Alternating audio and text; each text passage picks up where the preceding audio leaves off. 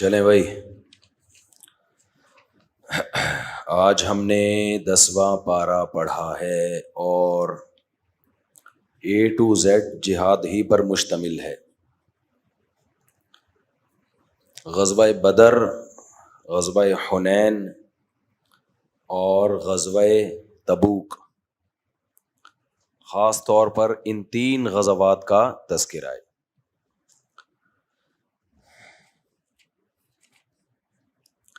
غزوہ بدر میں کیا ہوا؟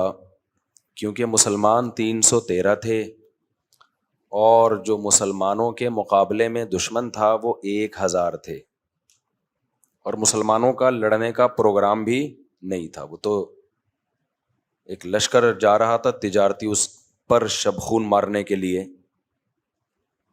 نکلے تھے وہ، تو زیادہ ساز و سامان بھی نہیں تھا، اس تیاری کے ساتھ ہی نہیں آئے تھے۔ لیکن ہوا یہ کہ ابو سفیان نے اطلاع دلوا دی، ابو سفیان کو اطلاع ملی کہ ایسے تجارتی لشکر آ رہا ہے، تو یہ 313 لوگ ہیں، تو اب ہم گھیر کے ان کو قتل کر دیتے ہیں۔ اب میرے ذہن سے نکل گیا ابو سفیان لشکر وہ جو تجارتی قافلے کے امیر تھے یا وہ مکہ میں تھے، کسی کے ذہن میں ہو تو بھی میں نے ریکارڈ بھی کروایا لیکن دماغ سے نکل گیا۔ خیر چلو، تو اب ہوا یہ کہ ادھر سے ابو جہل نے لشکر تیار کر کے بدر کے مقام پہ بھیج دیا۔ یعنی اس کی مثال ایسے ہے جیسے آپ کا دشمن جو ہے نا کچھ تجارتی مال لے کے جا رہا ہو جس سے آپ کی جنگ چل رہی ہو، تو پوری کوشش ہوتی ہے نا بھئی جنگی ہے، اس سے تو کوئی معاہدہ ہے نہیں۔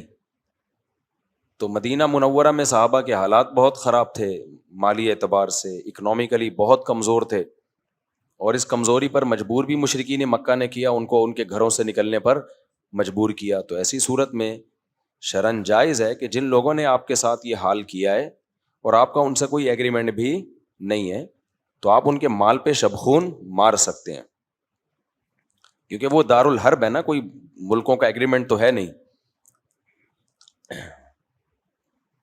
ایسے ہی ہے جیسے آپ کسی ملک میں بغیر ویزے کے چلے جاؤ تو اس ملک کے لیے حلال ہے، بارڈر پہ گولی بھی مار سکتا ہے آپ کو، پوری دنیا میں لا ہے یہ، اور آپ کا سارا مال بھی آپ سے چھین سکتا ہے۔ تو آپ صلی اللہ علیہ وسلم کو علم ہوا کہ بھئی ایسے تجارتی قافلہ آ رہا ہے، تو آپ نے 313 افراد تیار کیے، چلو بھئی ہم جا کے حملہ کرتے ہیں اور وہ سارا تجارتی مال ہم قبضہ کر لیتے ہیں۔ سے بھی پتہ چلتا ہے دیکھو نبی نے اسباب بھی اختیار کیے۔ اور یہ جو آج کل بہت سارے لوگ بلا وجہ کے صوفی بنے ہوتے ہیں، نہیں اسلام میں تو بہت اخلاق ہیں، نہیں دیکھو ہم تو میٹھے میٹھے، نہیں بھائی، جو کام آپ کے لیے ضروری ہے اسباب کی دنیا میں وہ تو کرو پہلے۔ تو نبی نے 313 افراد تیار کیے، جا کے ہم نے کیا کرنا ہے؟ شبخون۔ بزدل جو لوگ ہوتے ہیں نا، جن کو لڑنے کا زندگی میں کبھی ہے ہی نہیں، جس قوم میں لڑائی کی فائر پن ہی نکل گئی ہو، وہ قومیں کبھی بھی زندہ نہیں رہتی ہیں۔ پوری دنیا میں ہمیشہ سے یہ اصول چلا آ رہا ہے۔ آج فلسطین کیوں بچا ہوا ہے غزہ کی پٹی، آگے کھڑے ہوئے ہیں سینے تان کے، اور آپ ان کی ویڈیوز دیکھو، ان بچوں کے حوصلے دیکھ کے چیخیں مارنے کو دل کرتا ہے۔ کل ایک پاکستانی آئے ہیں، میرے ذہن سے ان کا نام نکل گیا، وہ بتا رہے ہیں میں جو وزٹ کر کے آیا ہوں وہاں زخمی بچوں کے حوصلے کتنے بلند ہیں، زخمی بچوں کے۔ ہم لوگوں کے بچے دیکھو کیا بنا دیا ہے ہم لوگوں نے، کیسے ممی ڈیڈی بن چکے ہیں، اور وہاں بم برس رہے ہیں، اور ان بچوں کے حوصلے دیکھ، ذرا بھی ان کو کوئی شرمندگی نہیں ہے، حوصلے ہیں ان کے ہم کہ اللہ ہمیں ہی فتح دے گا۔ تو اللہ کو ایسے لوگ پسند ہیں۔ اسلام کے بلڈ میں جو ہے نا شروع سے جہاد ہے، آپ دیکھو گے نا یہ سورہ انفال، سورہ توبہ، ساری اسی پر ہے۔ اور اس پہ یہ لوگ کہتے ہیں کہ اسلام تلوار سے پھیلا ہے۔ بھائی تلوار سے اسلام، تم نے جو چیز پھیلائی ہے نا تلوار سے، حضرت مفتی تقی صاحب نے فرمایا نا کہ فرض کر لو اسلام تلوار سے پھیلا ہے، تم نے بموں سے کیا پھیلایا دنیا میں؟ پوری دنیا میں زنا کو انہوں نے ماحول بنا دیا، یہ بم کی طاقت ہے اس کے پیچھے۔ ہومو سیکسولیٹی کو پوری دنیا میں پروموٹ کیا جا رہا ہے، اس کے پیچھے اخلاق نہیں ہے، اس کے پیچھے کیا ہے؟ بم ہے۔ آپ جاؤ یورپ میں اسکولوں میں آپ کا بچہ ہومو سیکچولیٹی پڑھنے پر مجبور ہے، ماں باپ شکایت نہیں لگا سکتے کہ ہمارے بچوں کو کیا گند سکھا رہے ہو، نہ پیچھے سے فورس کیا جائے گا آپ کو کہ نہیں آپ کے بچے کو یہ پڑھنا پڑے گا. وہاں گرل فرینڈ آپ کا بچہ بنا رہا ہے، آپ سختی نہیں کر سکتے بچے کے اوپر. قانون کس کو سپورٹ کرے گا؟ بچے کو. تو یہ بم کی طاقت ہے نا پیچھے. تم نے بم کی طاقت سے دنیا میں کیا، بہت سے یورپ کے کنٹریز ہیں نشہ لیگل ہے، آپ کا بچہ نشہ کر رہا ہے، بچے کو نہیں روک سکتے. چرس پی رہا ہے، نہیں روک سکتے آپ. اس کو شیلٹر کون دے گی؟ اسٹیٹ شیلٹر دے گی. تو حضرت مفتی تقی صاحب نے بڑی پیاری بات کی کہ اگر تم نے بموں سے یہ گند دنیا میں سود کے نظام میں جکڑ دیا، تو ہم نے اخلاق اگر تلوار سے نماز پھیلا دی، ماں باپ کی اطاعت اور فرما برداری پھیلا دی، اور ہم نے تلوار کی طاقت سے رمضان پھیلا دیا، زکاتوں کا نظام پھیلا دیا اور پردہ دنیا میں پروموٹ کر دیا، تو اس میں کون سا ایسا شرمندہ ہونے کی بات ہے؟ ٹھیک ہے نا. اسلام کا جہاد کا فلسفہ فساد کے لیے نہیں ہے، دنیا سے فساد کو ختم کرنے کے لیے. تو اللہ تعالیٰ کیا فرماتے ہیں کہ ہاں، تو اب کیا ہوا، نبی صلی اللہ علیہ وسلم نے اسباب کی دنیا میں ارادہ کیا کہ بھائی ہمارے معاشی حالات بہت خراب ہیں، تو ہم کیا کرتے ہیں، شبخون مارتے ہیں. ایک تجارتی قافلہ آ رہا ہے، جا کے اس پہ چڑھائی کرتے ہیں اور ان سے تجارتی مال لے کے آ جاتے ہیں. کوئی معاہدہ، ہاں معاہدہ ہونا ملکوں کے، آج کل آپس میں کیا چل رہے ہیں، معاہدے چل رہے ہیں. ایسا نہ کوئی برطانیہ کا ٹرک یہاں سے گھوم رہا ہو، آپ 313 افراد لے جا کے شبخون مار دی. وہ تو آپ سے ایگریمنٹ کر کے آیا ہے نا، ایگریمنٹ کر کے آیا ہے. تو نبی صلی اللہ علیہ وسلم نے جب یہ ارادہ کیا تو ایک اور بات دماغ میں آئی تھی. اس سے بھی پتہ چلتا ہے اکنامکلی مضبوط ہونا کسی بھی قوم کے سروائیو کرنے کے لیے بہت ضروری ہے. پتہ ہے آپ کو، آپ حیران ہوں گے، ہمارے نبی کی سیرت پڑھیں نا اگر. اصل بات ہے کہ سیرت کون سے چشمے سے پڑھتے ہیں آپ. نبی صلی اللہ علیہ وسلم نے فرمایا میری ہر بات آگے پہنچایا کرو. صحیح حدیث ہے، فرمایا رب مبلغ اوعى من سامع. اور ایک حدیث میں آتا ہے رب حامل فقہ غیر فقیہ. بہت سے لوگوں کے پاس علم ہوتا ہے، علم کو سمجھنے کے لیے جو دماغ چاہیے وہ دماغ نہیں ہوتا. ایک ہی حدیث کی تشریح ایک عالم کر رہے ہوتے ہیں، عجیب ہوتی ہے، دوسرا کرتے ہیں تو آدمی حیران ہو جاتا ہے، یار کتنی اہم چیزیں اس حدیث کے اندر انہوں نے نکال کے پیش کی ہیں. اور یہ فرق صحابہ میں بھی تھا. بعض صحابہ فقیہ نہیں تھے، حدیثیں بہت تھیں ان کے پاس. بعض ایسے تھے جن کو اللہ نے حدیث کا علم بھی دیا اور غیر معمولی ذہانت دی، وہ اس کا ایسا مفہوم نکال کے لاتے تھے. اب اس پر بہت ساری قرآن کی آیتیں، میں یہ اس ٹاپک کی طرف نہ چلا جاؤں. تو اس لیے ہم نے علماء سے سنا ہے کہ سیرت کو اگر کوئی صحیح چشمہ لگا کے دیکھ لینا تو مسلمان کو پیغمبر کی سیرت کے علاوہ کہیں اور جانے کی ضرورت ہے ہی نہیں. ہو یہ رہا ہے کہ سیرت جس چشمے سے دیکھی جا رہی ہے نا وہ اپنے مطلب والا چشمہ ہے، وہ ایک آنکھ بند کر کے دیکھا جاتا ہے. بس ایک طرف کے نظر آ رہے ہوتے ہیں، دوسری طرف کے دلائل نظر نہیں آ رہے ہوتے. تو ہمارے نبی کی سیرت میں توکل بھی ملے گا آپ کو، دعائیں بھی ملیں گی ہمارے نبی کی سیرت میں، لیکن اور معجزے بھی ملیں گے اور ساتھ ساتھ اسباب بھی ملیں گے. اب ہم نے کیا ہوا، معجزے جو بہت کم صادر ہوئے ہیں ان کو پکڑ کے بیٹھ گئے، اور ہر کام میں جو اسباب اختیار کیے جا رہے ہیں ان کو ہم نے اپنی زندگی سے نکال دیا. یہ کتنا بڑا جرم ہے یا نہیں ہے؟ یعنی ہم یہ دیکھ رہے ہیں 313 کو 1000 پہ جب غلبہ مل گیا، جب وہ جیت گئے تو میں بھی فنٹر بننے کی کوشش کروں گا. ایسے کام شروع کر دیتے ہیں ہمارا دیندار طبقہ کہ جس کی ان میں طاقت نہیں ہے. آج کل بات ہو رہی ہے سسٹم کو چینج کرو، سسٹم جو چل رہا ہے سوسائٹی میں اس کو کیا کرو، چینج کرو. کرو کیسے؟ بس اٹھو. ابے اٹھے گا تو 4-6 آدمی ہیں، مقابلہ تمہارا لاکھوں سے ہوگا، مارے جاؤ گے. نہیں 313 بھی تو 1000 پہ غالب آ گئے تھے. وہ بھائی وہ معجزہ ہو گیا تھا، ہر دفعہ معجزے نہیں ہوتے. وہ 313 نبی نے ارادے سے لے جا کے 1000 کے مقابلے میں تھوڑی کھڑے کیے تھے. 313 تجارتی قافلے کے لیے ٹھیک تھے، 1000 سے لڑنے کے لیے ٹھیک نہیں تھے. وہ تو اللہ کی طرف سے ہو گیا انتظام. اب وہاں بدر سے کیسے واپس جاتے؟ اب جب آ گئے ہیں تو وہ تو بھڑ گئے نا. تو اللہ کہتے ہیں میں نے زبردستی بھڑوا دیا تمہیں، یعنی ایسے ماحول پیدا کر دیا کہ تمہیں بھڑنا پڑا ان سے. کیوں؟ میں چاہتا تھا کہ اس جنگ میں تمہیں فتح دوں اور یوم الفرقان قرار دے دوں اس دن گھر کو.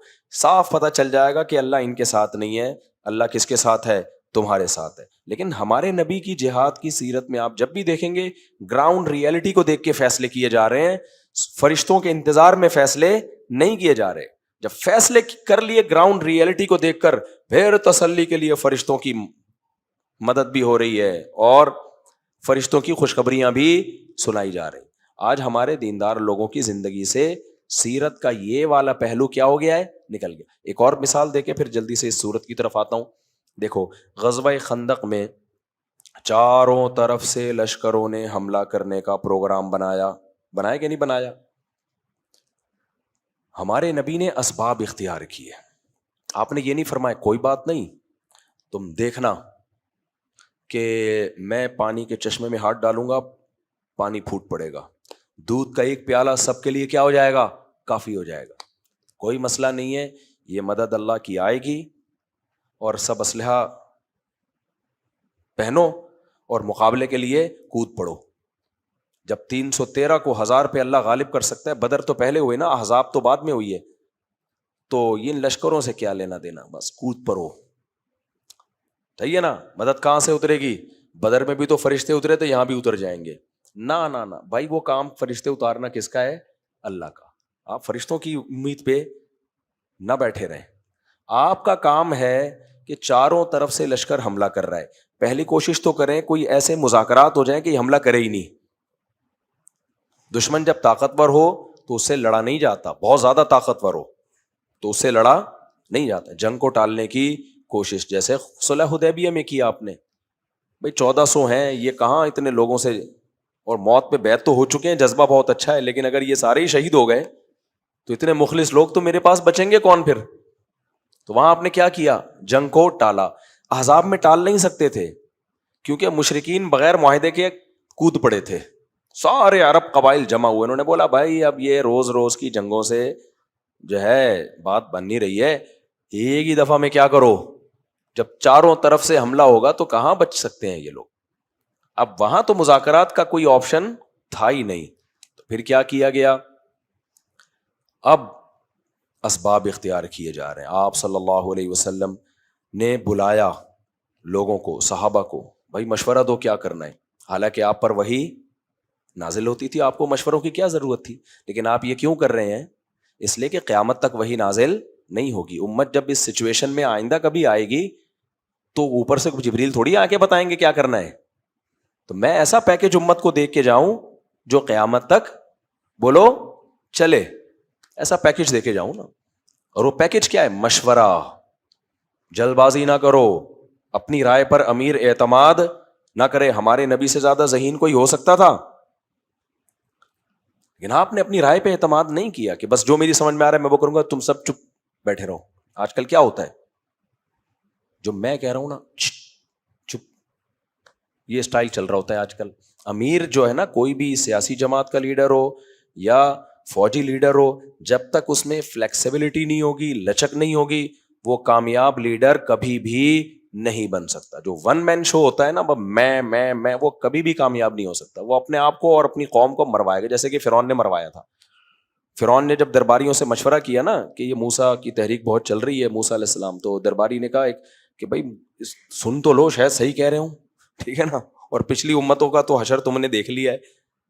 اتنی زبردست اس نے پوری تقریر کی تھی, تو فرعون نے کہا میں وہی کہوں گا جو میری کھوپڑی میں آ رہا ہے.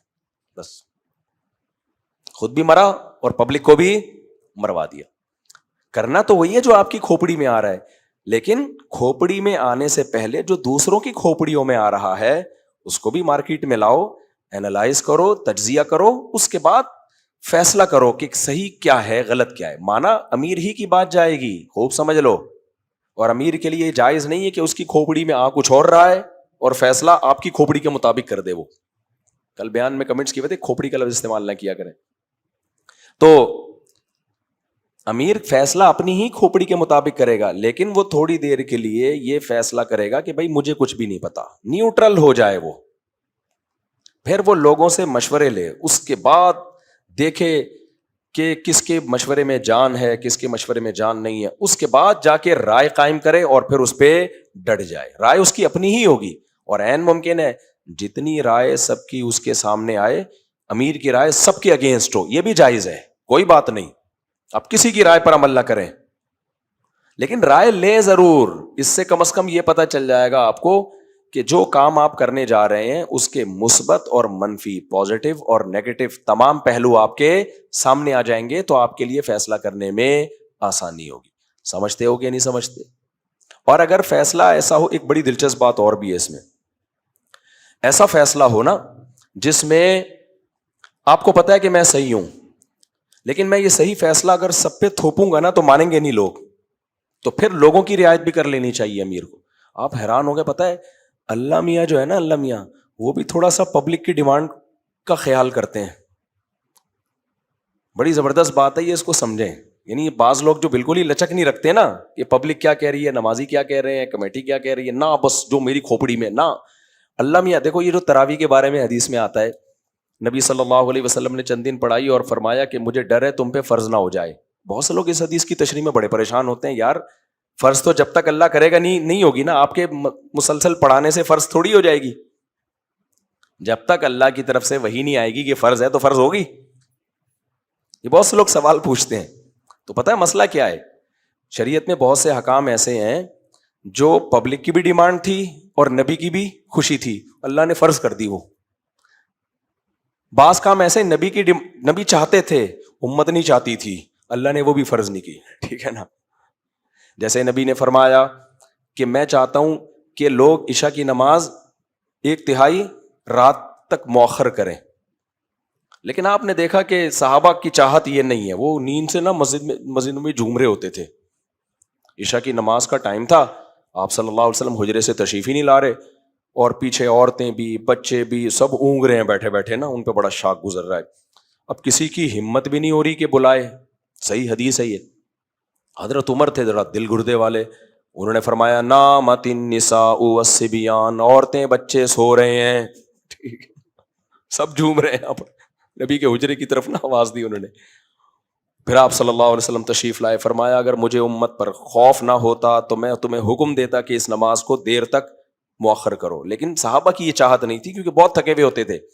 تو نبی کی چاہت تھی, صحابہ کی نہیں تھی, اس لیے اول وقت میں ہی پڑھی جا رہی ہے. کیا خیال ہے؟ اسی طرح حدیث میں آتا ہے نبی نے بہت زیادہ مسواک کی ہے, بہت زیادہ مسواک کی. آپ نے فرمایا اگر مجھے امت پہ مشقت کا خوف نہ ہوتا میں ہر نماز میں مسواک کو لازم قرار دے دیتا. لیکن مشقت ہے, کیا مطلب تم یہ افورڈ نہیں کر پاؤ گے. صحابہ کا شوق نہیں تھا اتنا زیادہ مسواک کثرت سے استعمال کریں. اس کی اور بھی مثالیں ملتی ہیں. لیکن تراویح میں کیا تھا, صحابہ کا بھی بے پناہ شوق. آپ پہلے دن بخاری میں آتا ہے جب آئے نماز میں اتنے سارے لوگ اکٹھے ہو گئے, دوسرے دن آئے تو دیکھو اور رش, تیسرے دن آئے تو دیکھو اور رش. تو یہاں نبی بھی آ رہے ہیں اور صحابہ نے اس میں مشقت کا یا اس کا اظہار نہیں کیا, نیند کا کوئی کہ بھئی ہم تھک جاتے ہیں, نہ اتنے لوگ آ گئے. اور پھر اشارے بھی کرنے لگے حجرے کی طرف, ٹھیک ہے نا, آپ کو اشارے سے پتہ چل جائے ہم آئے ہوئے آپ آ جائیں. پھر آپ کو لگا میرا تو شوق ہے اور امت کا بھی شوق ہے, تو اپنا شوق ختم کرو تاکہ یہ نماز واجب نہ ہو جائے, کیونکہ یہاں امت کا شوق بہت زیادہ تھا. تو اس سے پتہ چلتا ہے دیکھو نبی کا بھی شوق, اللہ پبلک کا بھی شوق. تو اللہ میاں دونوں کے شوق کی ڈیمانڈ دیکھ کے کیا کر دیتے ہیں, چلو اس کو لازم کر دو. تو اللہ تو بادشاہ ہے, جب وہ بھی آپ کی اور ہماری ڈیمانڈ کا خیال کرتا ہے. اور بھی قرآن میں کچھ احکام ایسے ہیں جس سے پتہ چلتا ہے اللہ ہماری ڈیمانڈ کا خیال کرتا ہے. جیسے میں بار بار ایک آیت پیش کرتا ہوں نا, قرآن کہتا ہے بیوہ عورت کو عدت میں پیغام مت بھیجو, لیکن پھر اللہ نے فرمایا علم اللہ انکم ستذکرونہن, اللہ کو پتہ ہے تم باز نہیں آؤ گے, تمہارے دل میں خیالات پیدا ہوں گے, چلو گول مول طریقے سے پیغام بھیج سکتے ہو. یہ میں ان لوگوں کو بتا رہا ہوں جو لیڈر بنتے ہیں یا گھر کے سربراہ بنتے ہیں اور چنگیز خان بن کے گھر پہ حکومت کرتے ہیں, دیکھتے ہی نہیں کہ ماتحتوں کی ڈیمانڈ کیا ہے, وہ کس چیز سے خوش ہو رہے ہیں. چلو بچہ روزانہ پابندی سے اسکول جاتا ہے, آج اس کا دل چاہ رہا ہے ٹلہ مارنے کا, تو نے کیا اس کو آئنسٹائن بنانا ہے, تو چھوڑ دے ایک دن ٹلہ مارنے دے اس کو. کیا خیال ہے بھائی؟ ایسے بچوں کو کھینچ کے رکھا ہوا ہے کہ بس سارے اسی گھر سے جو ہے نا ساری سائنسدان پیدا ہوں گے, سارے چارٹرڈ اکاؤنٹنٹ یہیں سے پیدا ہوں گے. تو بیلنس لے کے چلنا چاہیے اس میں. آپ مسجد کے صدر ہو, تھوڑا سا سب کے جذبات کا خیال کرو. آپ امام ہو تو آپ کو مقتدیوں کا بھی تھوڑی سی رعایت کرنی چاہیے. بعض امام کیا کر رہے ہوتے ہیں, نمازوں میں لیٹ آ رہے ہوتے ہیں. جب ان کو بولا یار 1 دن ہوتا ہے 2 دن ہوتا ہے, کیا ہوا تم شادیوں میں آدھے گھنٹے انتظار نہیں کرتے کیا بارات میں؟ ابے بھائی وہ کھانا ہے یار, اس میں تو 6 مہینے بھی انتظار کر لیں گے جا کے. آپ اس کو نماز پر قیاس کر رہے ہو جو 5 ٹائم پر. چلو کبھی ہو جاتا ہے, کبھی عوام کو چاہیے امام کا خیال کر لے یار آج اتفاق سے کیا ہو گئے, لیٹ ہو گئے. لیکن ہر وقت ایک صاحب نے مجھے کہا کہ ہماری مسجد کے امام ہر نماز میں لیٹ ہیں, 2-3 منٹ لازمی لیٹ ہیں. یہ غلط ہے بھائی. تو پبلک کا خیال کر لو تھوڑا سا یار. بعض چیزیں صحیح جو ہے نا, بعض چیزیں تو ہوتی ہی غلط ہیں اور بعض صحیح ہوتی ہیں, لیکن ماتحتوں کا تھوڑا سا خیال رکھنا پڑتا ہے. تو اب اللہ سے بڑا کون ہوگا؟ اللہ میاں بھی پبلک کی ڈیمانڈ کا کیا کرتے ہیں, تھوڑا خیال کر رہے ہوتے ہیں کہ چل بھائی جانے دے. ٹھیک ہے, اور بھی مثالیں اس کی. خیر, تو اب کیا ہوا کہ بھائی غزوہ بدر میں تو نبی صلی اللہ علیہ وسلم نے اکنامکلی بھی, میں بتا رہا تھا سیرت کے بہت سے پہلو ہمیں بڑے شاندار ملتے ہیں, سارے پہلو شاندار ہیں. تو اس میں ہمارے نبی نے غزوہ خندق میں مشورہ لیا کہ یار پہلے ہم مشورہ تو کریں, یہ والی جنگ تو ہم نے کبھی دنیا میں دیکھی نہیں ہے کہ ساری طرف سے ہی مل کے حملہ کر لیں. تو کیا کریں, سب سے کون لڑے گا بیٹھ کے؟ ہم ہوتے وہاں پہ, ہم کہتے ہیں کوئی بات نہیں, جب بدر میں فرشتے آ سکتے ہیں تو اب کیوں نہیں آ سکتے؟ نہ. اچھا, وہاں میں نے بتایا جنگ ٹالنے کا آپشن بھی نہیں تھا, تو مشورہ کیا گیا. پھر بھائی کن ملکوں میں ایسی جنگ ہوتی ہے, پہلے تو وہ ایسا بندہ پکڑ کے لاؤ, ہم نے تو کبھی ایسی جنگ دیکھی نہیں. سلمان فارسی آئے فارس کے, ایران کے, انہوں نے کہا ہمارے ہاں ایسی جنگیں, کیونکہ ایران ایک سپر پاور تھی اس وقت. فارس کی حکومت جو تھی نا, ایسے جیسے روس اور امریکہ, بہت بڑی طاقت تھی اس وقت. 2 بڑی طاقتیں تھیں, ایک روم اور ایک فارس. مسلمانوں کو سب سے خطرہ انہی 2 سپر پاوروں سے تھا. ظاہر ہے وہ سپر پاور لڑ کے ہی بنے تھے نا, الیکشن سے تھوڑی بنے تھے وہ. تو اب ان کا یہ تھا مسئلہ کہ وہ ان کے پاس جنگوں کے تجربے بہت تھے, پاورفل. جیسے آج امریکہ کے, ہماری آرمی بھی بہت ساری چیزیں امریکن سے سیکھ رہی ہے, ترکی آرمی بہت ساری چیزیں امریکن سے سیکھ رہی ہے. بہت سے لوگ بھی جہاں سے کچھ ملے تو سیکھو. تو اس وقت ایران تھا بہت بڑا, ایک سپر پاور تھی. تو حضرت سلمان فارسی کو بلایا گیا, بھائی تم ایک سپر پاور سے تمہارا تعلق رہا ہے. انہوں نے بتایا کہ ہم کیا کرتے ہیں بھائی, ہم جنگ روکنے کے لیے خندقیں کھود دیتے ہیں, اتنی بڑی بڑی خندقیں کہ گھوڑا اس کو کراس کر کے آنا. اب پیدل تھوڑی آئیں گے وہ, پہلے خندق میں اترے, پھر سیڑھیاں لگائیں, اس دوران تو بندہ مار دے گا ان کو. گھوڑے پر آنا ہے تو گھوڑا آ نہیں سکتا خندق میں, نیچے اتارے گا تو اوپر کون چڑھائے گا اس کو. اب خندق کھودنا آسان کام نہیں ہے, یہ بہت مشکل کام ہے گڑھے کھودنا, لیکن اس کے علاوہ کوئی آپشن جان بچانے کا ہے نہیں. اسی وجہ سے علماء کہتے ہیں کہ جہاد میں نا اگر کافر دشمن مسلمان قیدیوں کو ڈھال بنا لے, کہ آپ نے اگر اس کو تیر مارا, گولی ماری, تو پہلے کس کو لگے گی؟ مسلمان قیدی کو. علماء نے کہا پھر بھی ان پر فائرنگ کرنا جائز ہے جنگ کے میدان میں. وجہ اس کی یہ ہے کہ وہ چند قیدیوں کی حفاظت کی خاطر اگر آپ نے تیر اندازی چھوڑ دی تو وہ چند تو بچ جائیں گے, لیکن دشمن کو فتح ملے گی, وہ گاجر مولی کی طرح کاٹ دے گا آپ کو. تو یہاں بڑی مصیبت سے بچنے کے لیے کیا کرنا پڑے گا؟ چھوٹی مصیبت برداشت. تو اس میں علماء نے لکھا ہے کہ ہدایت کا جو کتاب الجہاد ہے نا, بڑا مزیدار خاندانی ہے, اور یہ اس وقت لکھا گیا ہے جب مسلمان یہ سب کچھ کر رہے تھے, دنیا پہ خلافتیں قائم ہو رہی تھیں. وہ جب میں ہدایت میں کتاب الجہاد پڑھاتا تھا نا, بڑا مزہ آتا تھا یار, کہ یہ وہ کتاب الجہاد تھا جو اس وقت پریکٹیکلی زندہ تھا, ہو رہا تھا دنیا میں, کہ جب چڑھائی کا ارادہ کرو وَاسْتَعِینُوا بِاللَّهِ, اللہ سے مدد طلب کرو. تو یہ وہ ساری عبارتیں تھیں جو اس وقت مسلمان کی زندگی میں پریکٹیکلی تھی. نہیں, مسلمان کنٹریز چڑھائیاں کر رہے تھے, دشمن کو پیغام بھیج رہے تھے کہ بھئی اگلا ہدف ہمارا فلاں کنٹری ہے. کہاں تک پہنچ گئے تھے؟ فرانس تک پہنچی تھی مسلمانوں کی فوجیں. یورپ تو گیا تھا, یورپ کا پروگرام وڑ گیا تھا, بہت دن سے وڑنا نہیں آیا. اٹلی جو ہے نا, اٹلی, آپ کو پتا ہے اٹلی میں پانی پہ ایک جزیرہ ہے. آپ سمجھتے ہو یہ اٹلی والوں نے شو کے لیے بنایا ہوا ہے؟ شو کے لیے نہیں بنایا ہوا. اٹلی تک مسلمان فاتحین پہنچ چکے تھے. تو یورپ کے جو لوگ ہیں نا, یہ بھاگ بھاگ کے, جو ان کی بڑی روم کی طاقتیں تھیں, یہ سمٹ کے پیچھے ہٹتے ہٹتے ہٹتے جزیروں میں جا کے آباد ہو گئے تھے, پانیوں میں جا کے. کہتے ہیں آج وہاں سائن بورڈ لگا ہوا بھی ہے, میرا دوبارہ اٹلی سفر ہوا انشاءاللہ وہ میں دکھاؤں گا. تو وہاں جا کے انہوں نے کیا کیا, پھر وہ پانیوں میں جا کے آباد ہوا. وہ مسلمان فاتحین وہاں تک پہنچ چکے تھے, پھر آپس میں لڑ کے سارے علاقے ان کو دے دیے. مسلمانوں کو جو سب سے بڑا مسئلہ ہے نا, مسئلے کو آپ بعد میں جا کے, کیونکہ مسجد میں وہ لفظ استعمال نہیں کر سکتا, مسئلہ کے لیے ایک لفظ استعمال ہوتا ہے, وہ مسئلہ یہ ہے کہ یہ اپنی ہی حکومتوں کو کھاتے ہیں ہمیشہ سے, اور یہ آج سے نہیں ہمیشہ سے.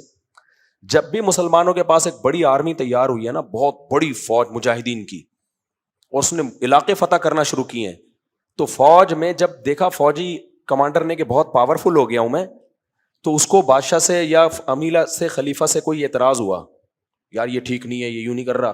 تو ٹھیک بھائی صبر کر لے یار, تو چھوڑ دے, وہ ظالم ہے, شرابی ہے, کبابی ہے, جیسا بھی ہے, چھوڑ دیا اس کا پرسنل معاملہ, نہ میں اس کو ٹھیک کروں گا. ٹھیک کرنے کے چکر میں جب بڑی فوج تیار ہوئی, مجاہدین کو ورغلایا کہ حکومت ہی ہم کیوں نہیں قبضے میں لیں حکومت, واپس پلٹے, اور وہ جو لڑائیاں ہوئی آپس میں بغاوتوں سے, آیا تو کچھ بھی نہیں, ساری فتوحات کا دروازہ رک جاتا تھا. ہمیشہ سے یہی ہوتا رہا ہے. ہندوستان میں آئے, وہاں بھی یہی ہوا, مختلف ملکوں سے آتے رہے. پھر جب یعنی سب سے زیادہ حکومت کو یہ ڈر ہوتا تھا, ہم نے بڑا لشکر تیار کیا نا تو یہ ہمیں ہی نہ کھا جائیں. تبھی تو ایجنسیوں میں کیا ہوتا ہے, دیکھتے ہیں نا, جو کوئی تحریک زیادہ طاقت پکڑ رہی ہے ان کو آپس میں ایجنسیاں لڑوا دیتی ہیں کہ ایسا نہ ہو کل یہ ہمارے باپ بن کے ٹھیک ہے یہ ہمیں ہی کھانا شروع کر دیں. صحیح کرتی ہیں غلط کرتی ہیں, ایجنسیوں سے جا کے پوچھو. لیکن مسئلہ یہی ہے, سب سے پہلے ہمیں اسٹیٹ کو بچانا ہے. سمجھ رہے ہو, کسی بھی نام سے کوئی اسٹیٹ کو توڑنے کے چکر میں ہے نا, چاہے کوئی بھی لیبل ہو, سمجھ لو یہ ملک کا کبھی بھی خیر خواہ نہیں ہو سکتا. تو ٹوٹی ہیں خلافتیں بھی, اور کیا بیڑا غرق ہوا ہے فتوحات کا. ہمیشہ کبھی غیر مسلموں نے ہمیں نہیں نقصان پہنچایا, ہم ہی جا کے بڑھتے بڑھتے نا, جب کھوپڑی گھومنی شروع ہوتی تھی خود اپنے ہی حکمرانوں کے خلاف کھڑے ہو جاتے تھے. تو اب دیکھو نبی نے کیسے اسباب اختیار کیے, تو خندقیں کھودی ہیں, پھر اللہ کی مدد بھی آئی ہے. ایک سرید کا پیالہ سینکڑوں کے لیے کافی ہو رہا ہے. تو بدر میں بھی ایسا ہی, تو اب مجبوری تھی بھائی 313 ہیں تو لڑنا ہے, تو اللہ نے حکم دیا. اللہ نے اب مدد کرنا شروع کی صحابہ کی, جس کو قرآن نے یہاں بیان کیا. پہلی مدد کیا, یہ اذ یریکہم اللہ فی منامک قلیلا ویقللکم فی اعینہم. اللہ نے ان کو دکھایا, مشرکین کو صحابہ زیادہ کر کے دکھا دیے, اور صحابہ کو مشرکین کم کر کے. تبھی جنگ میں نا مورال بلند رکھنا یہ بڑا ضروری ہوتا ہے. حالانکہ 1000 تھے لیکن ان کو دیکھنے میں کیا لگ رہے تھے, کم, اور یہ 313 تھے, دیکھنے میں کیا لگ رہے تھے, زیادہ. آپ کو پتا ہے جب بھی کسی ملک کی طاقت کو توڑنا ہوتا ہے نا, تو غیر ملکی میڈیا یہیں کے لوگوں کو خرید کر اسٹیٹ کے خلاف پروپیگنڈا شروع کر دیتا ہے. اتنا جھوٹ بولو, اتنا جھوٹ بولو. ہمارے استاذ فرماتے ہیں اس دجال کے آنے کی ضرورت نہیں ہے, اس زمانے کا سب سے بڑا دجال سوشل میڈیا ہے. صحافی بکتے ہیں اس میں. اگر آپ کی حکومت کسی صحافی کو 1 لاکھ دے رہی ہے, اس آپ کے ملک کے دشمن 10 لاکھ دے رہے ہوتے ہیں اس کو. تو اتنا جھوٹ, سارے صحافی میں نہیں کہتا ایسے ہوتے ہیں, اتنا جھوٹ بولا جاتا ہے. تو دیکھو اس چکر میں نہیں رہا کرو کہ سوشل میڈیا کی یہ خبر ٹھیک ہے یا غلط ہے, یہ دیکھا کرو اس سے میرے کنٹری کو فائدہ ہو رہا ہے کہ نقصان ہو رہا ہے. ابھی دیکھو یہ کیا نام ہے آپ کا, شاکر بھائی نے کل واقعہ سنایا, جرمنی میں کیا ہوا ہے. ایک شراب پیا ہوا آدمی گھسا, ان کے کوئی ریلیٹو تھے, کوئی گورا تھا نا, پی کے ٹن ہو گیا, گھر میں گھس کے بزرگ کو بھی قتل کر دیا. بزرگ تو نہیں, 50 سال ان کی عمر, ان کی بیوی کو بھی چاقو مارے, اور بھی کتنے لوگوں کو زخمی کر دیا. 2-3 بچے جو بےچارے کہیں چھپ گئے وہ بچ گئے. وہ بزرگ کا تو آج آیا جنازہ ان کا, کل ان کا جنازہ آیا جرمنی سے, ان کی میت آئی ہے. لیکن کسی جرمنی کے کسی چینل پہ یہ خبر بولو, یہ تو میں نے ان سے سنی, ان کے ریلیٹو تھے, میت آئی ہے, تو میں آپ کو بتا رہا ہوں جرمنی میں کسی کے پڑوس کو بھی خبر نہیں ہوگی کہ پڑوسیوں میں یہ ہو گیا ہے. وہ اپنا نیگیٹو منفی چیز کبھی دنیا کے سامنے آنے نہیں دیتے, تاکہ لوگوں کو اسٹیٹ سے محبت رہے. لوگ کہیں اسٹیٹ اتنی اچھی, اسٹیٹ اتنی اچھی, زبردست. اور یہ جو سسٹم میں کرتا ہوں نا, ساری دنیا میں ہوتا ہے سسٹم, پورا صحیح سسٹم دنیا میں کہیں بھی. ہمارے یہاں تھوڑا زیادہ شین کے نقطے زیادہ ہوتے ہیں, ان کے تھوڑے کم ہوتے ہیں. فیئر جمہوریت پوری دنیا میں کہیں نہیں ہے. یہ لارے انڈیا میں کیا جمہوریت ہے, یہ جو آیا ہے آپ کا مودی، یہ جمہوریت تھوڑی ہے، یہ ان کو بھی پیچھے کوئی بیٹھا ہوا ہے، ان کا باپ بیٹھا ہوا ہے جو ان کو اس کو لے کر آ رہا ہے مسلمانوں کے خلاف، جو کس قدر ظلم ہو رہا ہے مسلمانوں پہ وہاں پہ. تو اور اس کے پیچھے تانے بانے میں اسرائیل سے جا کے ملیں گے. تو خیر، تو اس لیے کبھی بھی ریاست کے پر سمجھوتا، بولو، افراد غلط ہو سکتے ہیں بھائی، ریاست پہ کوئی سمجھوتا نہیں کرنا. ریاست کے لیے افراد کو قربان کیا جا سکتا ہے، افراد پر ریاست کو قربان نہیں کیا جا سکتا. اور میں آخری بات کر کے بس چلتا ہوں، کبھی بھی اپنی اسٹیٹ کو نا خلفائے راشدین سے کمپیئر مت کرو کہ وہ ایسی اسلامی حکومتیں، یہ کیسا اسلامی ملک ہے، یہاں یہ ہو رہا ہے، یہاں یہ ہو رہا ہے. جیسا بھی ہے، آپ اگر اسٹیٹ کو الٹنے کی کوشش کی تو ایسا بھی نہیں رہے گا. ایسا نہیں ہوگا کہ وہ والا بن جائے گا، اس سے بھی کیا ہوگے، جاؤ گے آپ. اس کو ٹھیک کرنے کی کوشش کرو. جیسے میں نے عدالتی خلا کے خلاف بیان دیا، بم نہیں جا کے پھوڑ دیا میں نے سپریم کورٹ میں جا کے کہ تو غلط فیصلے کر رہا ہے. بس بیان دے سکتے ہیں. اسلامی نظریاتی کونسل نے کچھ سنا، سفارش بھی پیش کی ہے. اور سب سے بہترین یہ کہ اسکولنگ سسٹم بناؤ تاکہ بیوروکریسی میں، فوج میں آپ کے لوگ جائیں، اچھے لوگ جائیں ہر جگہ. تو جب ہر جگہ عدلیہ میں، بیوروکریسی میں ہم نے تعلیمی اداروں پہ محنت کی نہیں ہے، جب کی نہیں ہے تو بیٹھ کے، ہمارے پاس تو ملک ملا تھا نا. لوگ کہتے ہیں فلاں لوگ فوج میں گھس گئے، فلاں ایجنسیوں میں گھس گئے. بھائی انہوں نے محنت کی ہے، اسلام دشمنوں نے اسکول کھولے ہیں، اچھی تعلیم دی لوگوں کو، اور برا ماحول دیا. اسی برے ماحول کے اثرات آئیں گے. آپ یہ کام 50 سال پہلے کرتے، ملک تو سب کو ملا ایک جیسا، تو آج اس کے رزلٹ ترکی میں دیکھو نا، طیب اردگان نے کیا کیا ہے، ان کی پوری پیچھے تحریک ہے. تو باتیں کرنے پر گورنمنٹ کی طرف سے کوئی پابندی نہیں ہے. آج بھی جو لوگ انقلاب کی باتیں کر رہے ہیں نا، ان کے پاس انقلاب کا کوئی پیکیج ہے نہیں، بس باتیں ہیں. تو کوئی بھی پراپر وے میں کام کرو، پازیٹیو جس کے نتائج ہوں، بے شک دیر سے نتائج نکلیں گے، وہ کام مت چھوڑو. اور کوئی ایسا کام نہ کرو جس سے اسٹیٹ کیا ہو جائے، کمزور ہو جائے، اس سے بیڑا غرق ہوگا آپ کا، کوئی خیر حاصل ہونے والی نہیں ہے. تو نبی صلی اللہ علیہ وسلم کو اللہ نے کیا فرمایا، پہلا انعام اللہ نے کیا بھائی، اللہ نے کہا ان کو تمہاری نظر میں زیادہ اور تمہیں ان کی نظر میں تھوڑا. تو جب بھی جنگ ہو تو یہ حوصلہ دلانا چاہیے، یہ دلانا چاہیے بھائی ہم بہت ہیں، ہم کمزور نہیں ہیں، اور دشمن کمزور ہے، وہ طاقتور نہیں ہے. اب ہمارے پاس ایٹم بم ہے نا، اس پہ بھی لوگوں کو چڑ ہو رہی ہے، اب کیا کرنا ہے ایسے ایٹم بم کا، وہ شب برات میں پٹاخے کے لیے رکھا ہوا ہے.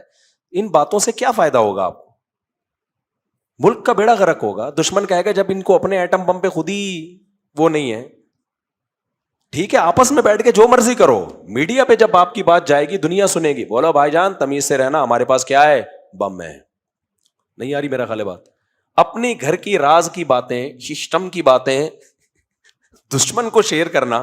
اب کتنے لوگ ہیں ان کے انٹرویو انڈیا چلا رہا ہے، ہم یہاں غور سے سن رہے ہیں، اور انڈیا ان کو کیا کر رہا ہے، چلا رہا ہے پاکستان کے اگینسٹ. اس کا مطلب یہ ملک کے خیر خواہ نہیں ہے، تبھی تو ان کے انٹرویو انڈیا سے نشر ہو رہے ہیں، انڈیا کی نیوز میں ان کی خبریں آ رہی ہیں. تو آپ کے اندر جو بھی مسئلہ ہو نا، گھر میں بیٹھ کے حل کرو. بین الاقوامی دنیا میں یہ اپنا امیج بھائی جیسے مرضی ہیں، جو اچھی چیزیں ہیں نا ہماری، ان کو کیا کرو، ہائی لائٹ کرو. ہمیں نہ کسی ادارے سے نفرت ہے نہ محبت ہے، ہمیں اسٹیٹ ہماری ہے بھائی، ہم سب سے پہلے مریں گے اس میں. اور ہم نہ بھی ہوئے، کچھ لوگ ہو سکتا ہے بہت سارے ملک سے بھاگ جائیں، کروڑوں عوام کا کیا ہوگا، سمجھتے ہو. تو اللہ تعالیٰ فرماتے ہیں کہ الآن، اچھا ایک اور بہت اہم ترین آیت ہے اس میں، لیکن وہ میں نے پچھلے سال میں بیان کر دی تھی، اب میں اس کو اسکپ کر دیتا ہوں، آگے چلتا ہوں کیونکہ گلا خراب ہے تو مختصری بیان ہوگا.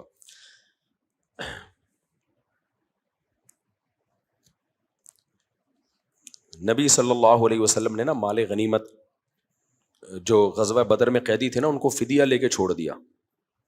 تو اس پہ بھی اللہ نے سخت تنبیہ کی کہ یہ چھوڑنے کے قابل نہیں تھے، لیکن پھر اللہ نے حلال کر دیا کہ چلو جو تمہیں اب فدیہ ملا ہے وہ مال غنیمت ہے، اللہ کی طرف سے کھاؤ. یہ بھی پبلک کی ڈیمانڈ کے مطابق اللہ نے کیا کیا، اللہ چاہتے نہیں تھے فدیہ لیا جائے، اللہ نے کہا چلو لے لیا تو کیا کرو.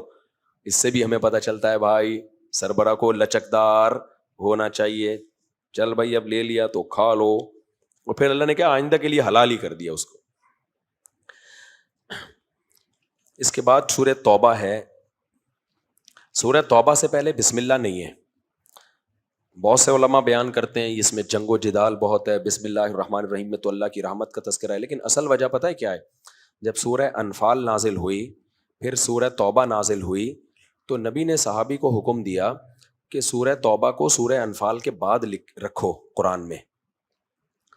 تو صحابی کو یہ معلوم نہیں تھا کہ یہ سورہ انفال کا حصہ ہے یا نئی صورت ہے، تو انہوں نے احتیاطاً بسم اللہ نہیں لکھی کہ اگر پتہ چل جائے گا نا نئی صورت ہے تو بسم اللہ لکھ دوں گا، اگر یہ ثابت نہیں ہوا کہ نئی صورت ہے تو نہیں لکھوں گا۔ سمجھتے ہو؟ کاتب وحی نے بسم اللہ نہیں لکھی۔ اب کمال دیکھو اللہ نے کیسی قرآن کی حفاظت کی ہے، بعد میں اس پر اجماع ہو گیا کہ یہ نئی صورت ہے، یہ سورہ انفال کا اینڈ نہیں ہے۔ لیکن جس نے جب کیونکہ نبی کے دور میں جو قرآن لکھا گیا اس میں بسم اللہ نہیں آئی، تو اب تک کسی میں ہمت نہیں ہوئی کہ یہاں بسم اللہ لکھ سکے۔ بعض ہوتی غلطیاں ہیں دیکھنے میں، لیکن وہ غلطی میں بڑی حکمت ہوتی ہے۔ ایسے ہی قرآن میں اور مثالیں ملتی ہیں کہ ایک لفظ لکھنا یوں چاہیے تھا کتابت کے قاعدے کی روح سے، لیکن لکھا نہیں گیا، وہ اب تک نہیں لکھا گیا۔ میں اس کی اکثر مثال دیتا ہوں، اقرا بسم ربک الذی خلق ہے نا سورت، اس کے آخر میں آیت ہے لئن لم ینتہی لنصفعا بالناصیہ۔ اب آپ کو پتہ ہے نصفعا یہ فعل ہے، ورب ہے، سینٹنس ہے، سوری۔ نصفعا کا مطلب نصفعو تھا اصل میں، ہم پکڑیں گے اس کو بالناصیہ، پیشانی کے بال سے۔ اللہ کہتے ہیں جہنمی کو میں کس سے پکڑوں گا؟ قیامت میں پیشانی کے بال سے پکڑوں گا۔ تو اللہ نے جب یہ کہا نا ضرور بالضرور پکڑوں گا، تو عربی میں ضرور بالضرور کے لیے شروع میں لام لگ جاتا ہے اور آخر میں نون ساکن، لنصفعن، میں ضرور بالضرور پکڑوں گا۔ اب لنصفعن میں لگنا نون چاہیے تھا، لیکن اس کی آواز تنوین جیسی ہے۔ تنوین کے دو زبر دو زیر دو پیش نہیں ہوتے، تو دو زبر جب ہوتے ہیں نا تو آخر میں الف آتا ہے۔ تو کاتب وحی نے پروننسیشن کو دیکھ کے عین نون زبر کے بجائے عین الف کر دیا، جو گرامر کے لحاظ سے 100% غلط ہے، کیونکہ تنوین ناؤن پہ آتی ہے۔ تنوین سمجھتے ہو؟ ابے دو زبر دو زیر دو پیش نہیں ہوتے، زیدن زیدن، کتابن کتابن کتابن، یہ ناؤن پہ آتی ہے، یہ سینٹنس یا جملے پہ یا فعل پہ نہیں آتی ہے تنوین۔ لیکن پڑھنے میں تو وہی ہے نا، لنصفعن، تو کاتب وحی نے کیا کر دیا؟ یوں کر کے الف ڈال دیا۔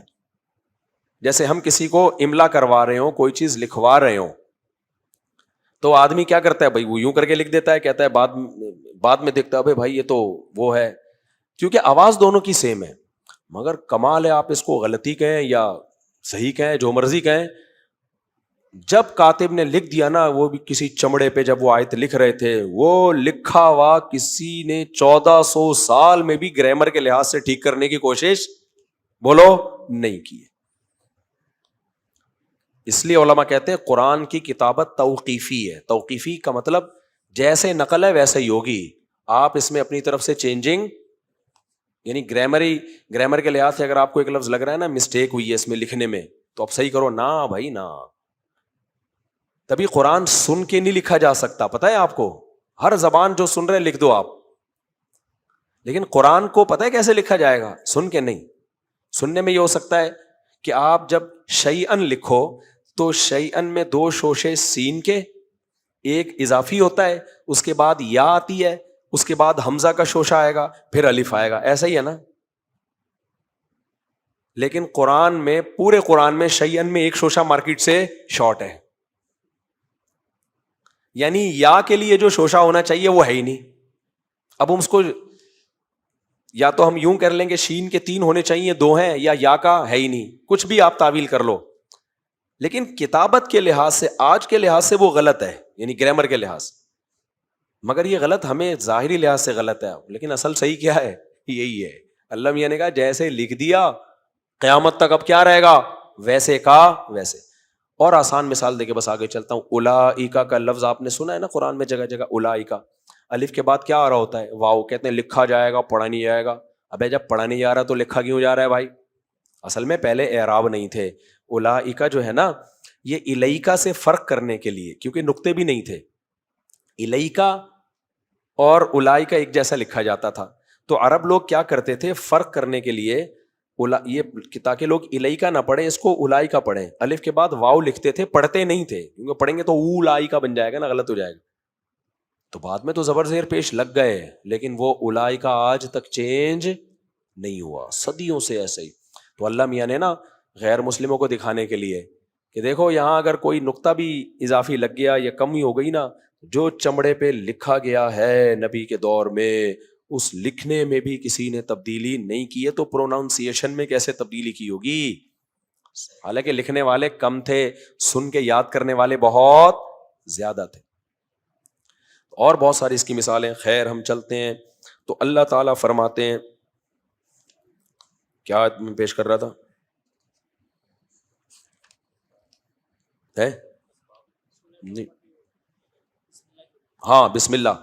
تو یہ بسم اللہ اس لیے نہیں لکھی گئی ہے، اب اس کی حکمتیں پھر علماء بیان کرتے ہیں، شاید اللہ نے اس لیے چھڑوا دی ہو کہ جنگ و جدال ہے۔ اب اصل وجہ وہ ہے جو میں نے بتائی آپ اس میں کتنا جہاد ہے، بس چند آیتیں میں پڑھ لیتا ہوں۔ ایک بہت اہم آیت ہے اس میں، کیونکہ صحابہ کو حکم دیا جا رہا ہے غزوہ تبوک میں نا، بہت آپ آج بھی سعودی عرب میں تبوک دیکھ لیں، بہت دور ہے اور سخت ریگستانوں سے گزر کے جانا پڑتا ہے۔ عیسائیوں کے بادشاہ نے تبوک پہ نا، تبوک کے راستے سے آتے ہوئے اس کا ارادہ تھا مدینہ پہ حملہ کرے، تو ہمارے نبی نے بالکل سعودی عرب کا اینڈ ہے تبوک، بہت لمبا راستہ ہے، آپ صلی اللہ علیہ وسلم نے صحابہ کو حکم دیا چلو بھائی ان کو آنے سے روکو۔ اب اتنی شدید گرمی تھی تو منافقین نے تو بہت ایران توران کرنا شروع کیا، تو اللہ تعالیٰ نے کیا آیت نازل کی؟ اللہ نے کہا انفروا خفافا وثقالا، ہلکے ہو یا بوجھل ہو نکلو، اور الا تنصروہ، اگر تم نے آج محمد صلی اللہ علیہ وسلم کی مدد نہیں کی تو کوئی بات نہیں ہے، آج تو تمہارے پاس طاقت ہے۔ مکہ تو فتح ہو چکا تھا نا اس وقت، بہت لوگ ہیں۔ ایک وقت ایسا بھی تھا اذ ہما فی الغار، جب محمد اپنے ساتھی کے ساتھ کہاں تھے؟ غار میں اکیلے، کیسی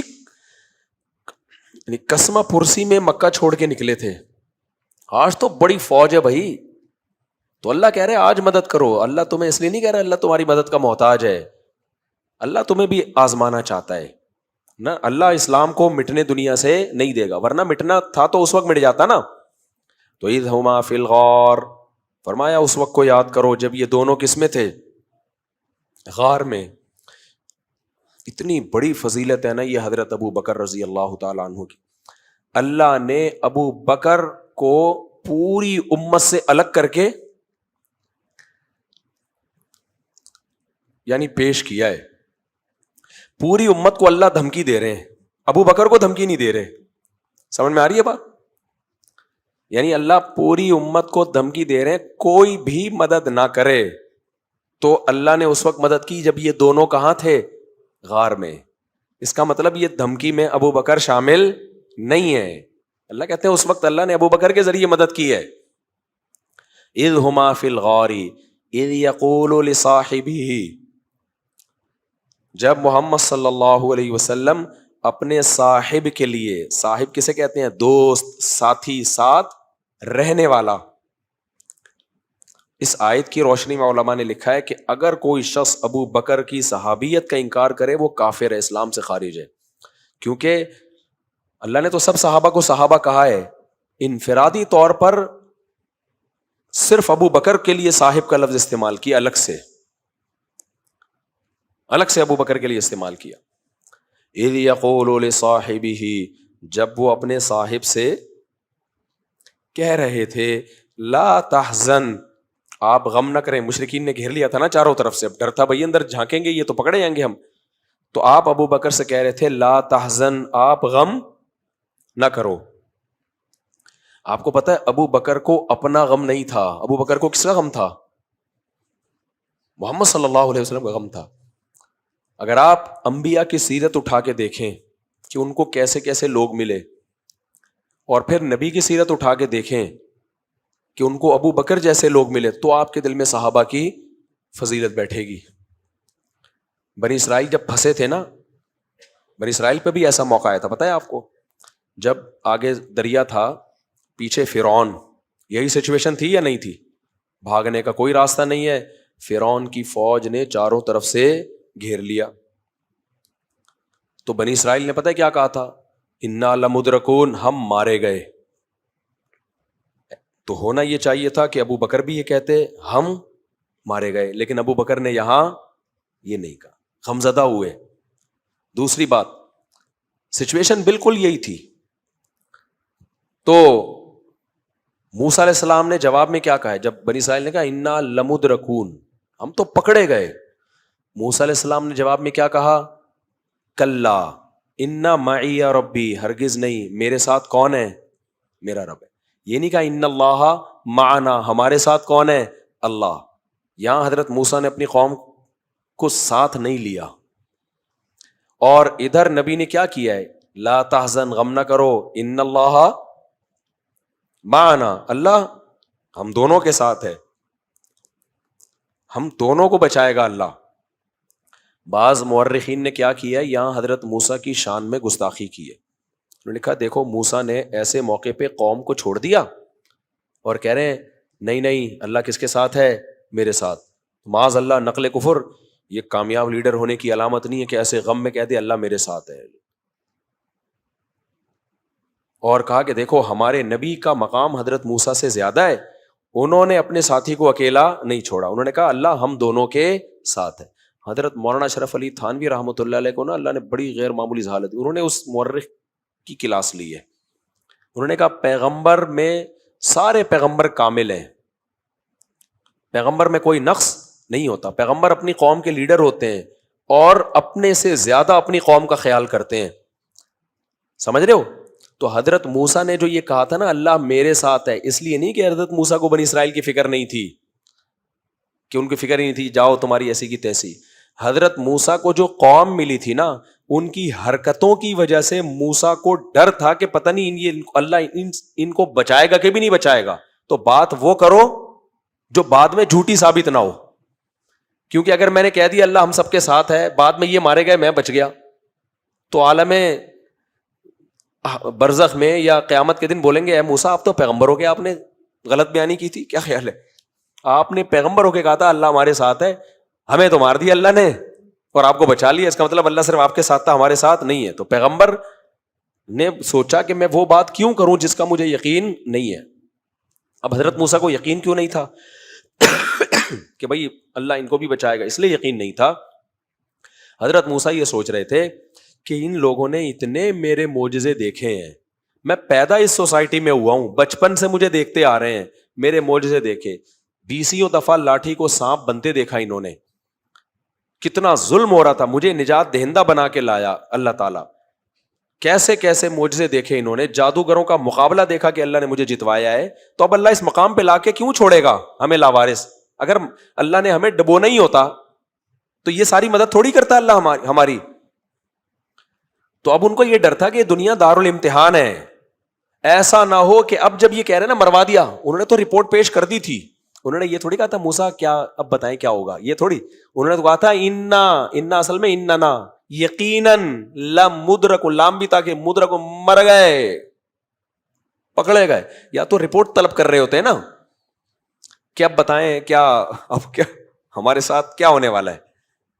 انہوں نے تو کہا تھا مر گئے، بس برباد کر، گویا کہ بزبان حال موسیٰ علیہ السلام کو کہہ رہے ہیں کہ آپ نے مروایا ہے، راتوں رات ہمیں مصر سے نکالنے کی کیا ضرورت تھی، آپ کو بیٹھے تھے، ظلم ہو رہا تھا، کسی پر ہو رہا تھا، کوئی بچا ہوا تھا، کوئی چھپڑ میں کہیں چھپکے سے جا کے نماز پڑھ لیتے تھے، اس سے تو بہتر ہی تھے نا کم از کم. یہ تو آپ نے ہمیں کہا راتوں رات، اللہ نے کہا نکلو، ہم نکل گئے، اور یہ اس لیے لائے تھے آپ اس سلسلے میں ہمیں، ہے بھائی آپ ہمیں یہاں اس سلسلے میں لے کر آئے تھے. تو موسیٰ علیہ السلام کو لگا یہ پرلے درجے کے کیا ہیں، نالائق کمبختوں، اگر اللہ نے تمہیں مروانا ہی ہوتا تو پھر اتنی آزمائشوں سے تمہیں مجھے نبی بنا کے بھیجتا کیوں، مجھے تو نجات دہندہ بنا کے بھیجا ہے. اس لیے حضرت موسیٰ نے اس بارے میں وہی بات کی جو ان کے دل میں تھی، تمہارا پتہ نہیں مجھے اللہ کیا کرے گا، بچائے گا، تمہارا اپنی رپورٹ نہیں ہے. یہ بھی نہیں کہا کہ مروائے گا تمہیں، اور یہ بھی نہیں کہا کہ بچائے گا. تو بالکل صحیح کہا تھا انہوں نے، کیونکہ لیڈر میں جہاں بہت ساری خصوصیت ہوتی ہیں، قوم بھی تو ہونا، بعض دفعہ لیڈر بڑا خاندانی ہوتا ہے، قوم اس قابل نہیں ہوتی کہ اس کو ایسا خاندانی لیڈر ملے، تو سب تالی ایک ہاتھ سے تھوڑی بچتی ہے. جبکہ ادھر محمد صلی اللہ علیہ وسلم نبی کے ساتھ جو ابو بکر تھے آپ کو یقین تھا کہ پہلے دن سے یہ کس کے ساتھ کھڑے ہیں؟ میرے ساتھ. جب میں نے اللہ کی راہ میں خرچ کرنے کے لیے مال مانگا، گھر میں ایک سوئی بھی نہیں چھوڑی انہوں نے. حالانکہ اتنے معجزے انہوں نے نبی کے نہیں دیکھے تھے جتنے بنی اسرائیل نے موسیٰ کے معجزے دیکھے. اتنا ٹائم نبوت کے بعد ابو بکر نے نبی کے ساتھ نہیں گزارا جتنا نبوت کے بعد بنی اسرائیل موسیٰ علیہ السلام کے ساتھ ٹائم گزار چکے تھے. اتنی دفعہ مقابلوں میں جیتتا ہوا نہیں دیکھا، وہ تو آزمائشوں میں ہی دیکھ رہے ہیں. اس کے بعد بھی ہر موقع پہ ساتھ دینا.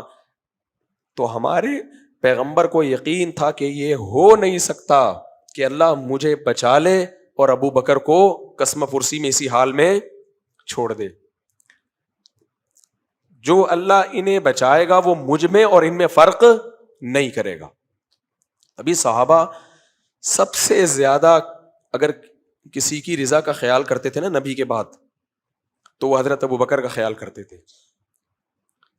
اگر کسی صحابی سے کبھی ابو بکر ناراض ہوئے نا، تو صحابہ کے دل پہ سب سے زیادہ بوجھ کس پہ ہوتا تھا؟ ابو بکر کے ناراض ہونے پر، کیونکہ یہ نبی کے سب سے کلوز ہیں.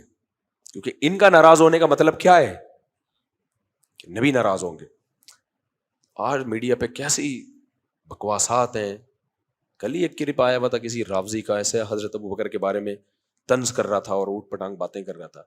تو جو لوگ کمانے والے تھے وہ کما گئے. اور میں کہتا ہوں کہ سب سے بڑی فضیلت کیا ہے؟ اللہ کے نبی کو کہ دنیا میں بھی ساتھ اور دنیا سے جانے کے بعد بھی ساتھ. سب سے قریب ترین قبر ہمارے نبی کے کس کی ہے؟ ابو بکر کی ہے، اور اس کے بعد عمر کی. اس لیے ہمارے لیے بھائی ان دو بزرگوں سے، ان دو مشائخ سے دستبرداری یہ تو ممکن ہے ہی نہیں. اللہ نے جس کو دنیا سے جانے کے بعد بھی پیغمبر کا یعنی ساتھی بنایا ہو، اور یہ اتفاق سے تھوڑی ہو گیا ہے. ہوتا ہے بعض دفعہ کوئی کسی کے ساتھ دفن ہو جاتا ہے، یہ تو اتفاق سے، یہ تو اللہ کا فیصلہ تھا. تو صحابہ کا فیصلہ تھا، اجماع تھا اس پر. حضرت عمر نے حضرت عائشہ سے اجازت لی، جب حضرت عائشہ نے دے دی تو پوری امت اس پر کیا ہو گئی؟ جمع ہو گئی. بھائی یہاں کون دفن ہوگا؟ حضرت عمر دفن ہوں گے یہاں پہ. تو اس لیے اہل سنت والجماعت، یہ جو فرقہ ناجیہ ہے نا، جنتی فرقہ، لوگ کہتے ہیں نا بہت سارے فرقے ہیں، کون جنت میں جائے گا؟ بھائی یہ آج کا تھوڑی ہے، یہ تو علماء فیصلہ کر چکے ہیں. اہل سنت والجماعت جنت میں جائیں گے. جنتی فرقہ کون سا ہے؟ اہل سنت والجماعت. اہل سنت کا مطلب کیا؟ قرآن کی وہ تشریح جو سنت سے ملتی ہو. اور جماعت کا مطلب کیا؟ سنت کی وہ تشریح جو صحابہ سے ملتی ہو. جماعت سے صحابہ مراد ہیں. آپ قرآن و حدیث کی وہ تشریح جو صحابہ نے عمل نہیں کیا، نہیں مانتے ہم اس کو. تشریحات کے نام پہ تو بہت کچھ آ سکتا ہے، صحابہ کو دکھاؤ کیا کہتے تھے اس کے بارے میں. تو نبی صلی اللہ علیہ وسلم نے جنتی فرقے کی علامت بتائی، ما انا علیہ و اصحابی، جو میرے اور صحابہ کے طریقے پر ہوگا. تو اس لیے نبی سے سنت اور صحابہ کا مطلب جماعت. تو اس لیے جو جنتی فرقہ تھا علماء نے اس کو نام کیا دیا؟ اہل سنت والجماعت. پھر ان میں فروعی اختلاف ہیں، اس سے کوئی فرق نہیں پڑتا، وہ صحابہ میں بھی موجود تھے. رفع الیدین کرنا نہیں کرنا، زور سے ہم، یہ شروع سے ہی چل رہا ہے، لیکن پھڈا نہیں تھا، پھڈے اب شروع ہوئے. خیر، تو اب کیا ہے؟ تو اہل سنت والجماعت کے عقیدوں سے اگر کوئی انحراف کرتا ہے تو وہ گمراہ لوگوں میں شامل ہے. العقیدۃ الطحاویہ کتاب ہے جس پر اہل سنت والجماعت کے تمام مکاتب فکر کا اتفاق ہے. امام طحاوی حنفی عالم تھے، عقیدے کی کتاب لکھی انہوں نے سب سے پہلے، جو دنیا میں رائج ہونے والی کتابوں میں سب سے پہلی تھے حنفی، لیکن جو عقائد لکھے انہوں نے وہ سب اہل سنت والجماعت کے متفقہ عقائد ہیں. سعودی عرب کی یونیورسٹی میں پڑھائی جاتی ہے ہر جگہ، تو آپ بھی وہ گھر میں رکھیں. تو اس کتاب میں ہے، پوری سب کا اس پر اتفاق ہے کہ بھائی ہم تمام پیغمبروں کے بعد سب سے اس انسانیت میں آدم علیہ السلام سے لے کر قیامت تک جتنے انسان پیدا ہوں گے، ان میں انبیاء کے بعد سب سے افضل مقام کس کا ہے؟ حضرت ابو بکر کا. یہ اہل سنت والجماعت کا اجماعی عقیدہ ہے. اجماع کا مطلب کیا ہے؟ اب جتنے بھی دلائل کا انبار لگا دو، وہ دلائل سنے ہی نہیں جائیں گے. میں نے کل بھی بیان میں بات کہی تھی نا، یہ پرسوں کہی تھی شاید، کہ جب ایک مسئلے پر ایک دفعہ اجماع ہو جائے نا، اب اس سے انحراف جائز نہیں ہے، چاہے کسی بھی زمانے میں ہو. کیونکہ حدیث میں آتا ہے میری امت کبھی بھی گمراہی پہ جمع نہیں ہوگی. جمع نہیں ہو سکتی. اہل سنت والجماعت گمراہی پہ جمع نہیں ہو سکتے. تو سب کا یہ اہل سنت والجماعت کا عقیدہ ہے. تو یہ اجماعی عقیدہ ہے کہ انبیاء کے بعد سب سے بڑا مقام کس کا ہے؟ ابو بکر. پھر کس کا ہے؟ عمر کا. پھر حضرت عثمان، پھر حضرت علی. اور یہ بھی عقیدہ ہے اہل سنت والجماعت کا کہ یہ چار تو سب سے افضل ہیں، لیکن کوئی بھی صحابی جس کا صحابی ہونا ثابت ہو جائے، ان کی شان میں کسی بھی قسم کی توہین جائز نہیں ہے. سمجھتے ہو؟ اگر ان سے واضح کوئی گناہ ہوا ہے تو یہ کہا جائے گا اللہ نے ان کو توبہ کی توفیق دے دی یا ان کو سزا دے کے معاف کر دیا. اور اگر واضح گناہ نہیں ہے تو وہ ان کا سیاسی اور اجتہادی اختلاف ہے، جس کے بارے میں نبی نے فرمایا جب کوئی مجتہد اجتہاد کرتا ہے، اگر درست نتیجے تک پہنچے 2 اجر ملتے ہیں، درست نتیجے تک نہ پہنچے تو 1 اجر ملتا ہے. یہی وجہ ہے کہ اہل سنت والجماعت کا یہ بھی اجماعی عقیدہ ہے کہ سیدنا علی اور سیدنا معاویہ کے درمیان جو اختلافات تھے، چاہے وہ جنگی ہی ہوئی ہے لیکن وہ جنگ سیاسی بنیادوں پہ تھی، وہ حکومت کی لالچ اور کرسی کی لالچ میں نہیں تھی. حق اس میں علی کے ساتھ تھا رضی اللہ عنہ، لیکن حضرت معاویہ اجتہادی غلطی پر تھے. وہ سمجھ رہے تھے کہ میں حق پر ہوں. یہ سمجھنے میں ان سے کیا ہوئی ہے؟ غلطی ہوئی. اگر ان کو یقین ہوتا نا کہ میں غلط ہوں تو کبھی بھی نہ لڑتے، کیونکہ اگر پھر بھی لڑتے تو فاسق فاجر ہوتے. پھر وہ مسلم میں حدیثیں لینا جائز نہیں ہوتا، کیونکہ فاسق کی حدیثیں، اور فاسق بھی اتنا بڑا جو داماد رسول کے خلاف تلوار اٹھائے بھائی. یعنی کہ ایسا تضاد بیانی ہے یا نہیں ہے آج کل جو لوگ بیان کر رہے ہیں؟ ایک طرف ان کو فاسق مان رہے ہیں اور کہہ رہے ہیں ظالم تھے اور یوں تھے اور وہ تھے. جب ہم کہتے ہیں پھر بخاری مسلم ہر حدیث کی کتاب میں ان سے حدیثیں کیوں لی گئی ہیں، تو فوراً پیترا بدلتے ہیں. ابے وہ والے فاسق نہیں تھے. پھر کون سے والے فاسق تھے یار؟ شراب پینے سے بڑا فسق ہے یہ کہ خلیفہ وقت کے خلاف تلوار اٹھانا یا داماد رسول کے خلاف تلوار اٹھانا. لیکن اگر ہم یہ کہتے ہیں کہ وہ تلوار داماد کے خلاف نہیں تھی، وہ قاتلین عثمان کا قصاص لینے کے لیے حکومت پہ دباؤ ڈالنا تھا اور دفاع میں تھی. پہل تو حضرت معاویہ نے کی نہیں ہے نا، سیدنا علی نے پہل کی ہے نا خلاف بیعت پر مجبور کرنے کے لیے. وہ دفاع میں تھی، اور دفاع میں بھی اس لیے تھی کہ حکومت پہ کیا کیا جائے؟ دباؤ ڈالا جائے. بس آخری بات کر کے اپنے بیان کو ختم کرتا ہوں. میں آج آپ لوگ سے کہتا ہوں، جن لوگوں کو حضرت علی اور معاویہ کا یہ مسئلہ سمجھ میں نہیں آتا، آج اگر یہ سیم سچویشن ہو جائے تو بھی وہی اختلاف ہوگا جو پہلے ہوا تھا. آج مسلمانوں کا کوئی خلیفہ ہو، کچھ باقی لوگ اس کو گھیر کے ختم کر دیں، قتل کر دیں، نیا خلیفہ آئے اور وہ قاتلوں کو پکڑ نہ رہا ہو، کوئی بھی وجہ ہو کہ بھئی سورش ہوگی یا ہوگی، تو کیا ساری دنیا کے سارے مسلمانوں کو یہ بات سمجھ میں آ جائے گی؟ بہت سے ملک میں سورش برپا ہوگی کہ نہیں بھائی خلیفہ کو قتل کیا گیا ہے تو نیا خلیفہ پہلے قاتلوں کو لٹکائے. آج بھی سیم سچویشن وہ ہو جائے نا تو آج بھی یہی ہوگا. تو یہ نیچرل ہے، ایسے موقع پہ اختلاف ہوتا ہے. تو اس اختلاف کے ذمہ دار نہ سیدنا علی ہیں نہ حضرت معاویہ ہیں، وہ لوگ خوارج ہیں جنہوں نے حضرت عثمان کو شہید کر کے امت کو اس جنگ میں ڈالا ہے. سمجھتے ہو کہ نہیں سمجھتے؟ اور پھر کمال کی بات یہ، جب حضرت حسن نے حضرت معاویہ کے ہاتھ پہ بیعت کر کے جنگ کا اور قصہ ہی ختم کر دیا اور بڑے زبردست طریقے سے پھر حضرت معاویہ نے اپنے دور میں حکومت کی ہے، تو جب یہ جنگ ختم ہو گئی پھر کیوں بار بار اچھال رہے ہو اس بات کو؟ تو اس سے صاف پتہ چلتا ہے کہ ان لوگوں کی نظر میں تحقیق وحقیق نہیں ہے، صحابہ کا بغض ہے. جب ہم حضرت معاویہ کے حق میں بات کرتے ہیں تو ہمیں ناصبی کہنا شروع کر دیتے ہیں، اور جب ہم سیدنا علی کے فضائل بیان کرتے ہیں تو ہمیں رافضی کہنا شروع کر دیتے ہیں. بھائی ہم حضرت علی کو بھی مانتے ہیں، جو ناصبی ہیں وہ سیدنا علی کو تھوڑی مانتے ہیں. وہ ہم تو 100 دفعہ کہتے ہیں کہ حضرت علی کا مقام حضرت معاویہ سے تھوڑا نہیں بلکہ بہت زیادہ بلند ہے. تو ناصبی کہاں سے ہو گئے؟ ناصبی تو حضرت علی کو مانتے ہی نہیں، تو غلط مانتے. اور ہم یہ بھی کہتے ہیں حق کس کے ساتھ تھا؟ علی. کیوں؟ خلیفہ جو بھی ہو بھائی، ان کے خلاف اگر وہ بالفرض آپ کا مطالبہ ٹھیک بھی ہے تو بھی یہ خلیفہ کے لیے کو حق حاصل ہے کہ وہ یہ فیصلہ کرے، کیونکہ جتنی نظر خلیفہ کی ہوتی ہے وہ کسی اور کی نہیں ہوتی. اور پھر بہت سارے صحابہ حضرت معاویہ کے ساتھ تھے. اگر ہم ان کو کہتے ہیں کہ فاسق تھے اور 100% غلطی پر تھے تو پھر تو بھائی وہ سارا سب کو ایک پوری فہرست ہے جن کو آپ کو غلط قرار دینا. شروع میں تو حضرت عائشہ بھی حضرت معاویہ کے ساتھ تھیں. تو اس لیے اس میں اہل سنت والجماعت کی رائے بڑی اعتدال والی ہے.